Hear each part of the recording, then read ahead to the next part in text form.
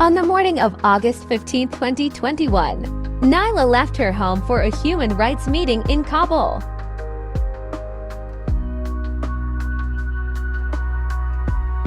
It was supposed to be a day like any other in her life of activism.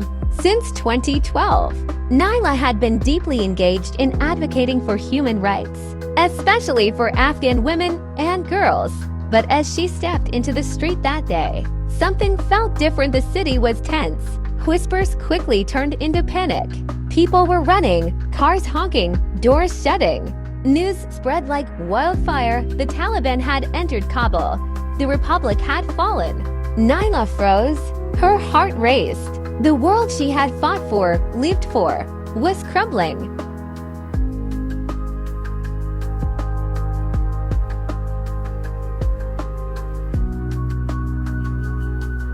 As Naila stepped into the heart of the city, she witnessed the chaos firsthand. Men and women rushed in all directions. Parents clutched their children. Crowds gathered near embassies and the airport, hoping for evacuation. Naila kept walking, trying to find a safe place. The air was heavy with fear. People shouted that the Americans were leaving. Some said planes were taking off. Others whispered of checkpoints and gunshots.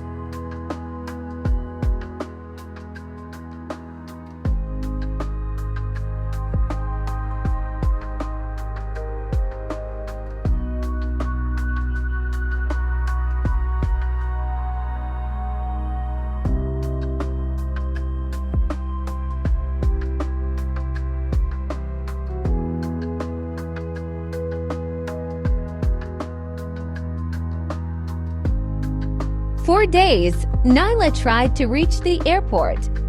Each time, she was turned away by the overwhelming crowd or Taliban guards. She spent nights in safe houses, hiding her identity as a civil society activist. Her face, so familiar in Kabul's activist circles, now had to remain hidden. Naila would crouch in fear, waiting for the next chance.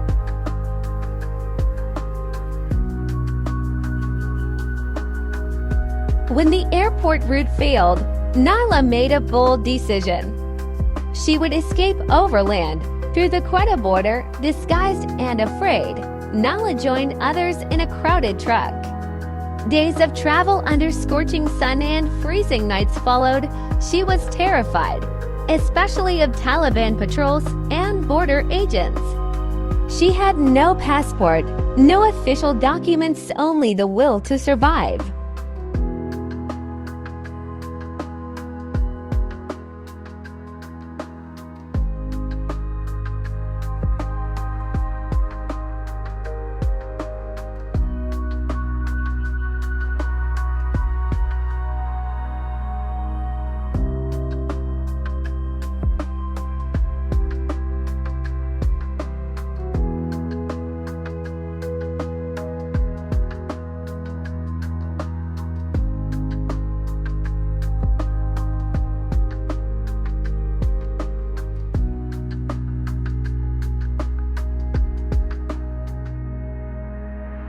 In Pakistan, Naila found temporary safety, but not peace.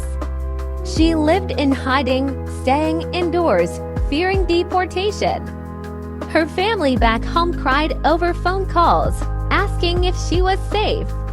She couldn't promise them anything. Still, her spirit remained unbroken. Even in hiding, she began searching for humanitarian visas and organizations that could help.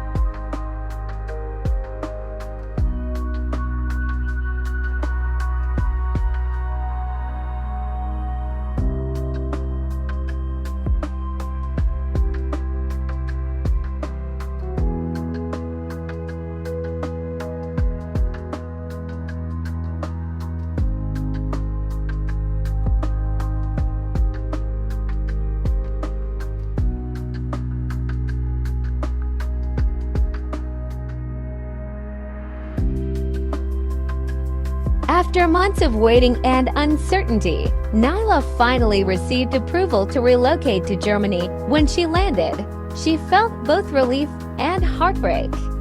She had survived, but she had left a piece of herself behind in Afghanistan. At the airport in Germany, Nyla stepped into a new world.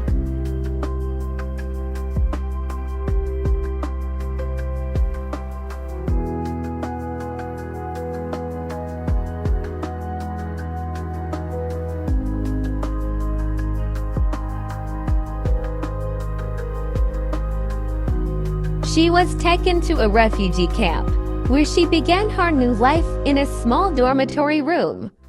She shared meals with strangers, studied German, and wrote in her journal each night. Nyla now had a new routine, one of survival and slow healing.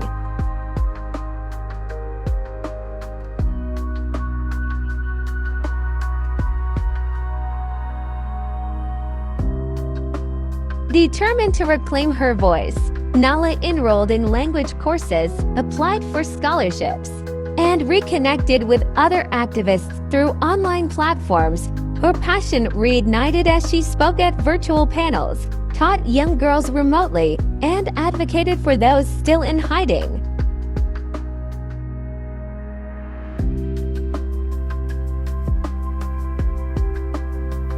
Nyla slowly built a support system in Germany.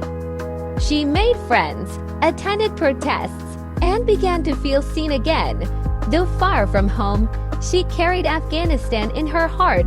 She often walked in Berlin parks, reflecting on her journey. And in quiet moments, she wrote letters to those who never made it out.